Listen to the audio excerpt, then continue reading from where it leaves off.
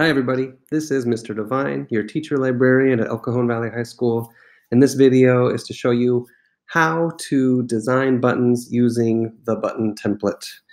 You're probably going to start on the Google Classroom. It looks something like this, and when you join the classroom, you'll see there's one assignment here. It's the button template. Let's open that. Most of the instructions are right here for you. When you're designing your buttons, you want the graphic to be no larger than this dotted circle, and then this wider circle is kind of like the background that loops around the back of the button. Let's get this going. So we'll add a picture. So I'm going to go to Insert Image, and actually I'll do a regular Google image search. So let's say I want to search for smiling face. Got all of these great images for smiling face, and I want to be responsible with what images I use, so I'm going to go to Tools and Usage Rights and make sure that I'm allowed to use the images that I find. And let's say I like this image. I think it would be good for a picture, or maybe I like this image. I'll try that one. I'm going to use two fingers to right click, and I want to open this image in a new tab. Now I've got my image. I've got a web address for the image, which is actually really useful. So I'm going to save this image, and I'll call it Smile. Save. Then I go back to my template. I'm going to go to Insert Image. Since I downloaded that one, I'm going to upload it from the computer and choose that image. There it is. I've got this image, but you'll notice you can kind of see the image is square, but I need it to be round. So here, let me zoom in a little bit. I'm going to go to View. Sometimes it's easier to zoom in on this. I'll zoom into 200 or so. Notice I've got a square image, but I need it to be round, and I just want this round part. So I have the image selected, and I'm going to click on this little crop image icon, and there's a drop-down arrow.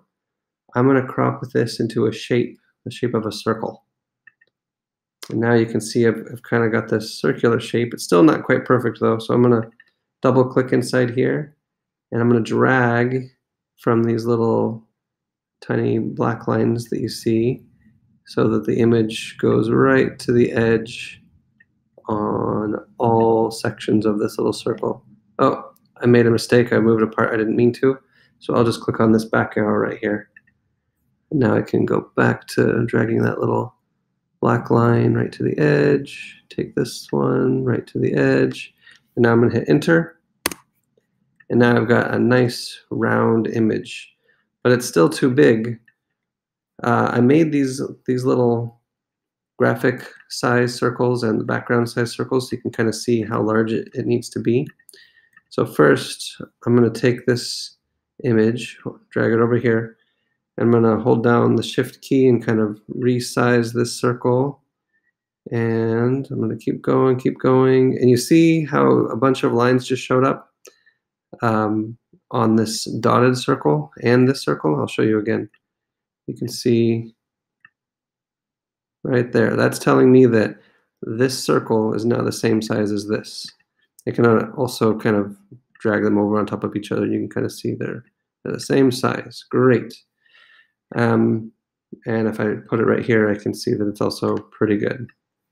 Let's say I want a background though. This can be the size of your background. I want the background to be yellow or something. You can change the fill color of this bigger circle to be yellow. So now I've got a yellow image with a yellow background. And if I want, I can select this and hit Control D to duplicate this shape. Again, that's Control D, that duplicates a shape. And I can put that over one of these circles. There we go. And now I want to put this image, my graphic, right in the middle of that. You'll notice when I do, it ends up behind it. You can hit Control Up. I'm sorry, Control Up to bring it up, or Control Down to put it back as far as layering is concerned. So let's see, let's make sure I've got it right in the center. You see the red lines that show up? And you see like that crosshair? That means it's right in the center, right where it needs to be. Now let's say, and this is listed in the tips. If you highlight a button and hit Control D, that creates a copy of the button right next to your original. You can drag that copy over to another circle. So let's say I wanted more than one of these, and click on this, and then hit Shift and click on this. Now I've selected the background and the graphic. Hit Control D, and I've copied everything. And I can put this over one of the other pictures. Hit Control D again, move it down to another picture. So if you're making one of these on your own, let me zoom out again. I'll zoom to fit. You can see I want to fill up as many of these as possible so we're not wasting paper. If you're making this with a friend, it's a good idea to share this with a friend with their email address so that your friend can also make a few pictures on here too, a few buttons on here, and that way when we print, we're not using up too much color ink. And that's about it. We print this out, and you cut this out.